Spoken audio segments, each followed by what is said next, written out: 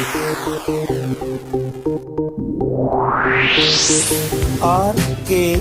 स्वागत है दोस्तों आपका एक बार फिर से हमारे YouTube चैनल RKB कैंफी वीडियोस में।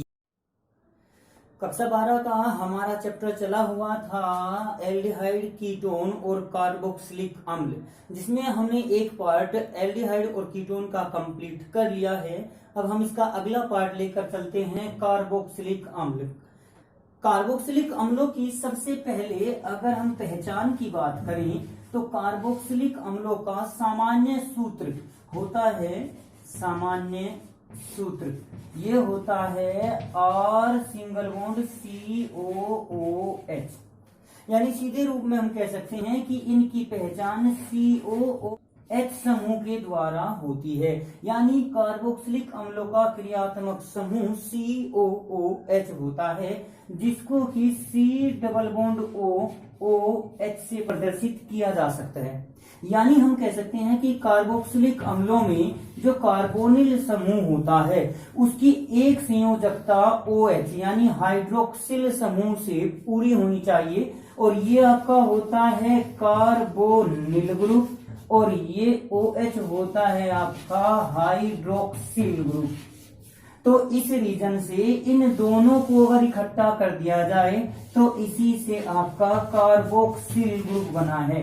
कार्बोक्सिल यानी COOH कार्बोक्सिल, इसी आधार पर कार्बोक्सिलिक अम्ल इन यौगिकों को कहा जाता है।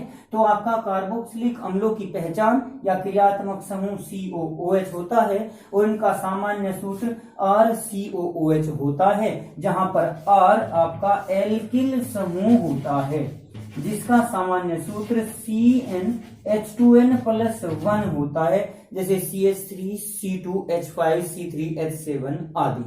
इस आधार पर हम कार्बोक्सिलिक अम्लों की पहचान कर लेते हैं, और ये कार्बोक्सिलिक अम्ल सदैव अधिकतर श्रृंखला के एक किनारे पर उपस्थित होगा, प्रारंभ में या फिर अंत में। अब अगर हम कार्बोक्सिलिक अम्लों के नामकरण की बात करें तो कार्बोक्सिलिक अम्लों का नामकरण, अम्लों का नामकरण, इनका नामकरण किस प्रकार से किया जा सकता है? तो इनका नामकरण करते समय हम RCOOH समूह के सभी कार्बन परमाणुओं की गिनती कर लेंगे। इसमें उपस्थित जितने भी कार्बन परमाणु हैं सबकी एक तरफ से गिनती कर लेंगे, जिसमें COOH समूह को पहला स्थान दिया जाएगा। तो उस आधार पर फिर जब नाम लिखेंगे तो इसका नाम जितने कार्बन है उसके आधार पर बना देंगे एल्केन।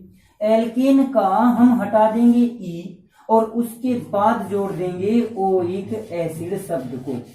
तो इस आधार पर हम कह सकते हैं कि इनका नाम होता है एल्केनोइक एसिड, एल्केनोइक अम्ल। हिंदी में लिख लीजिए या अंग्रेजी में एल्केनोइक अम्ल रहेगा, इंग्लिश में अम्ल की जगह एसिड आ जाता है बस। जैसे कि अगर हम एग्जांपल लें तो HCOOH ले लें, फार्मिक अम्ल। फार्मिक अम्ल इसका सामान्य नाम होता है, फॉर्मिक अम्ल सामान्य नाम होता है।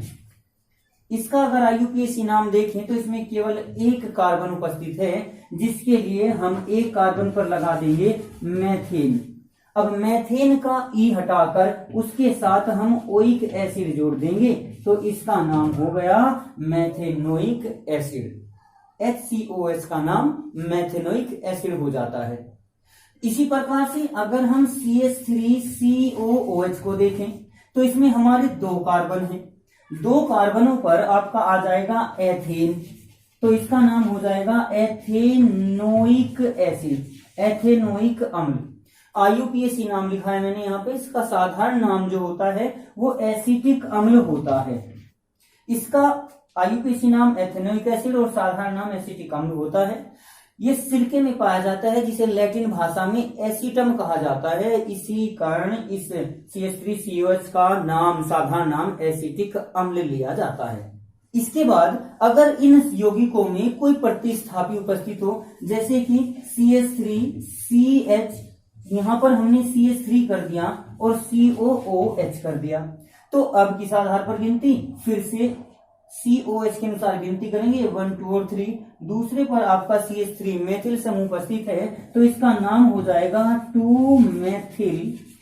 दूसरे पर है मेथिल, और अक्षर और गिनती के बीच में हम एक हाइफन लगा देते हैं, तो दूसरे पर मेथिल आया, 3 कार्बन है, 3 पर आ जाएगा आपका प्रोपेन और उसके बाद जोड़ देंगे ओइक एसिड, तो इसका नाम हो जाएगा 2 मेथिल प्रोपेनोइक एसिड। एक एग्जांपल हम और ले रहे हैं, जैसे CH3 CHOH CH2 COOH। जिस कार्बन पर क्रियात्मक समूह जुड़ा होता है उससे अगला कार्बन अल्फा कार्बन होता है, उससे अगला कार्बन बीटा कार्बन होता है। तो इसका नाम हम किस प्रकार से लिख सकते हैं, देखना बीटा पोजीशन पर OH यानी हाइड्रोक्सी समूह जुड़ा हुआ है, तो इसका नाम हो सकता है बीटा हाइड्रोक्सी। और 4 कार्बन है, 1 2 3 4 पर आ जाएगा आपका ब्यूटेन और ब्यूटेन के बाद जोड़ देंगे ओइक एसिड। एक नाम तो ये हो सकता है इसका कि बीटा हाइड्रोक्सी ब्यूटेनोइक एसिड। दूसरा, अब ये जो OH है ये तीसरे कार्बन पर है, तो इसको हम 3 हाइड्रोक्सी ब्यूटेनोइक एसिड भी इसका नाम हम लिख सकते हैं। तो इस प्रकार से हम एक सीधी श्रृंखला या फिर प्रतिस्थापी में जो व्युत्पन्न यौगिक होते हैं उनका नाम हम लिख सकते हैं। और आपकी समझ में भी आसानी से ये आ गया होगा, क्योंकि ये मुश्किल नहीं है, आसान ही है। अब कुछ यौगिक हम ऐसे लेकर चलते हैं जिनमें एक से अधिक COOH समूह उपस्थित हो, जैसे कि COOH है, COOH है। इस यौगिक में 2 COOH समूह एक दूसरे के साथ जुड़े हुए हैं। इस यौगिक का साधारण नाम होता है ऑक्सैलिक एसिड, ये इसका सामान्य नाम है ऑक्सैलिक अम्ल। लेकिन अगर इसका IUPAC नाम देखें तो इसमें 2 कार्बन उपस्थित हैं। 2 कार्बन पर आपका आ जाएगा एथेन, और एथेन का ई हटाकर उसकी जगह पहले और दूसरे दोनों पोजीशन पर 1 2 2 बार आया हुआ है डाई, क्या आया हुआ है ओइक एसिड, तो हमने इसका नाम इस प्रकार से लिख दिया। तो इसका नाम हो जाएगा एथेन 1,2 डाइओइक एसिड। इसी प्रकार से एक अन्य एग्जांपल अगर हम लें CH2COOH और CH2COOH, ये होता है आपका सक्सिनिक अम्ल, सक्सिनिक अम्ल होता है। इस अम्ल का IUPAC नाम लिखें तो पहले, दूसरे, तीसरे और चौथे कार्बन को हमने काउंट कर लिया।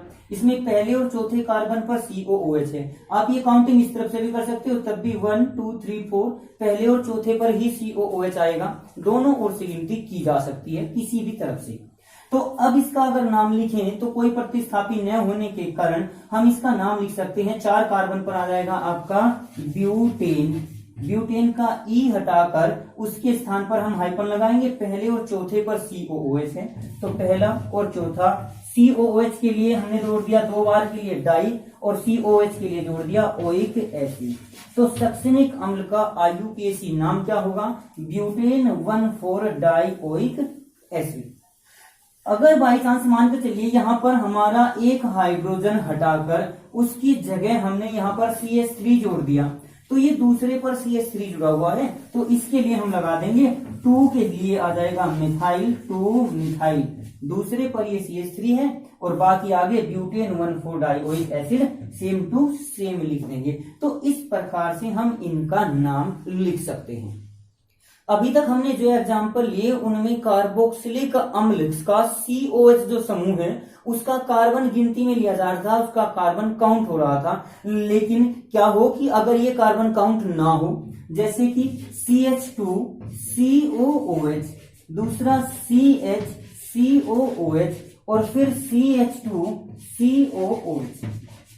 अब अगर हम इस यौगिक में काउंटिंग करते हैं यहां से कि 1 2 3 4 5, तो ये कार्बन हमारा बच गया जो COOH समूह है, ये गिनती में नहीं आता। इधर से गिनती करेंगे तब भी ये हमारा गिनती में नहीं आता। मैक्सिमम कार्बन इसमें 5 ही हैं आपके, लेकिन अगर 1 2 3 4 करें तो कार्बन परमाणु की संख्या कम हो जाती है, इसलिए ये गिनती तो हमारी गलत हो ही जाएगी। अब 5 कार्बन होने के बावजूद हमारा एक COOH समूह काउंट नहीं हो रहा है।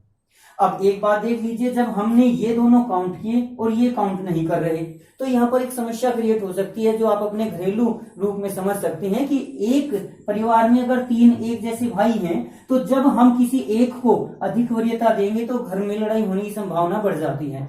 तो इस आधार पर या तो तीनों को बराबर बराबर दिया जाए या किसी को नहीं दिया जाए।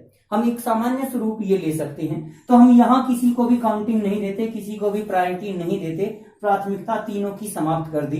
तो हम केवल इन कार्बन को गिनेंगे 1 2 3, इन तीनों कार्बनों को हमने छोड़ दिया।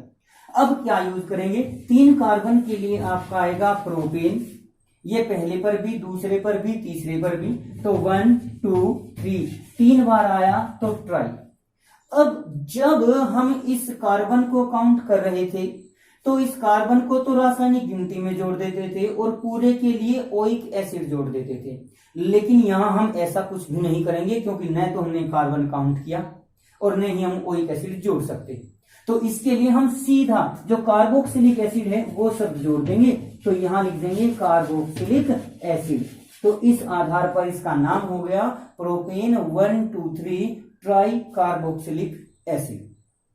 तो जब हमारा COOH काउंट नहीं होगा उसी अवस्था में हम कार्बोक्सिलिक एसिड जोड़ेंगे, और अगर ये काउंट हो रहा है फिर ओइक एसिड। जैसे कि हम इसी का एक एग्जांपल और ले लें, ये हमारा CH2, ये CH2, ये CH2 और यहाँ पर हमने COOH कर दिया, इसके लिए भी COOH कर दिया। अब 5 कार्बन 1 2 3 4 5, अब हमारे ये दोनों कार्बन काउंट हो चुके हैं। तो इस आधार पर हमारे 5 कार्बन पर बनेगा पेंटेन।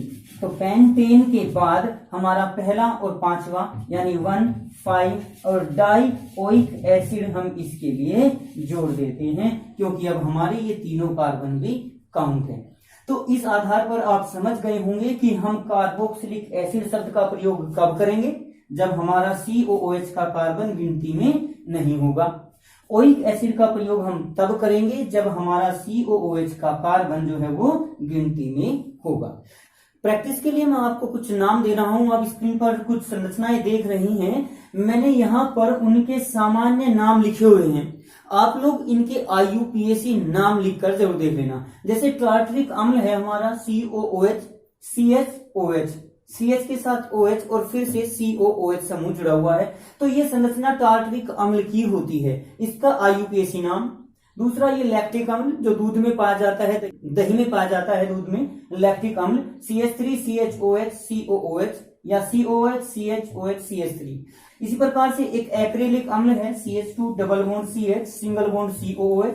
और फिर मैलिक अम्ल, मैलिक अम्ल नहीं मैलिक अम्ल, ये बड़ी की मात्रा है, छोटी की मात्रा अगर आएगी तो यहाँ पर हम एक अलग यौगिक बना देंगे COOH CHOH CH2 COOH, वो होता है मैलिक अम्ल और ये है मैलिक अम्ल। इन दोनों में फर्क हो जाएगा, यहाँ अगर CHOH की जगह CH2 कर दिया जाए, बाकी संरचना सेम टू सेम, तो वो मैलिक अम्ल होगा, ये आपका मैलिक अम्ल है। तो इनका नाम आप लोग लिख कर देख लेना। आज की वीडियो में बस इतना ही। अगली वीडियो प्राप्त करने के लिए हमारे चैनल को सब्सक्राइब करें, वीडियो को लाइक करें और अगर वीडियो अच्छी लगे तो कमेंट्स करें और दोस्तों को भी शेयर करें।